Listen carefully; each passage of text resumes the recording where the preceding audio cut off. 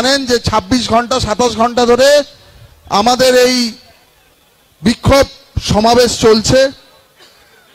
কেন আজকে গোটা বিশ্ব জানে, নতুন করে আপনাদের সামনে কি কারণ, এর পিছনে আমরা সমস্ত প্রত্যেক মিনিটে প্রত্যেক ঘন্টায় আমাদের কাছে নতুন নতুন করে তথ্য আসছে।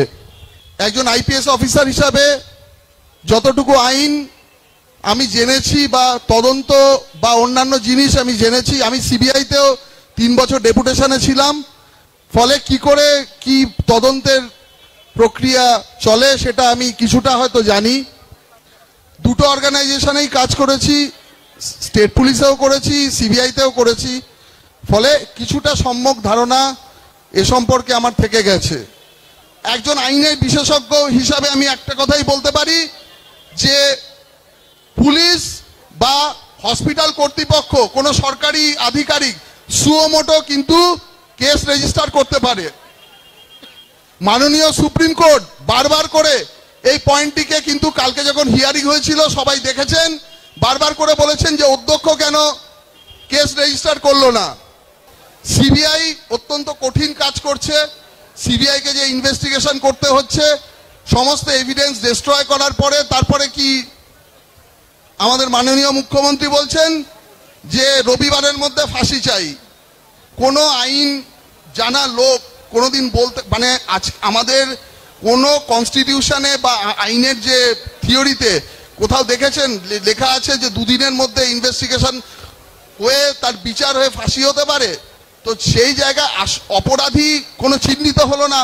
আর এত বড় ঘটনায় যেখানে একজনের পক্ষে কোনোভাবেই সেই ঘটনা ঘটানোর সক্ষম ছিল না, সেখানে এই তত্ত্ব বারে বারে বারে বারে কিন্তু এস্টাবলিশ করার চেষ্টা করা হয়েছে। কেন?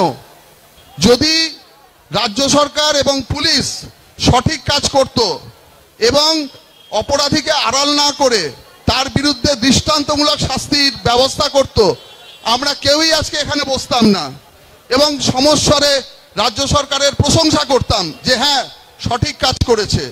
ঘটনা ঘটেছে কিন্তু সঙ্গে সঙ্গে অ্যাকশন নিয়েছে এবং সঠিক কাজে তারা লিপ্ত হয়েছে। প্রত্যেকটি অপরাধীকে চিহ্নিতকরণ করে খুঁজে বার করে তাকে শাস্তির ব্যবস্থা করেছে। আপনাদেরই ঠিক করতে হবে আপনারা স্বাধীনতা কিভাবে চান, কবে এর থেকে মুক্তি চান। আপনার মুক্তি আপনাকেই আনতে হবে, কেউ এনে দেবে না। আমাদের নিজেদের সকলকে এক হয়ে এমন জায়গায় নিয়ে যেতে হবে, সেই আওয়াজ 27 তারিখের সেই আওয়াজ যেন এমনভাবে ওঠে যাতে রাজ্য সরকারের সেই টনক নড়ে যায়। এই রাজ্য সরকার যা যা ভুল করেছে এতদিনে সেখান থেকে তারা স্টেপ ডাউন করতে বাধ্য হয়।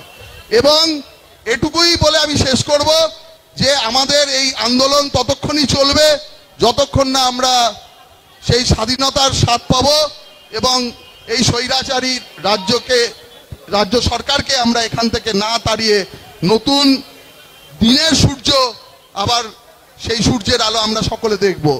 এটুকুই বলতে চাই যে আপনারা সকলে যদি এক হন এবং প্রত্যেকটি মানুষকে ভাবতে হবে যে আমরা প্রত্যেকেই ভুক্তভোগী এবং আমাদের এই যে প্রত্যেকের যে এই যে মনের যে ব্যথা বা বিভিন্ন সময় যে আমরা আহত হয়েছি, আঘাতপ্রাপ্ত হয়েছি, সেটা যদি প্রত্যেকের সাথে একসাথে হাতে হাত ধরে এর বিরুদ্ধে লড়াই করে সর্বোচ্চ সংগ্রামের দিকে এগিয়ে যান, তাহলে কিন্তু আমরা বাংলাকে বাঁচাতে পারবো না।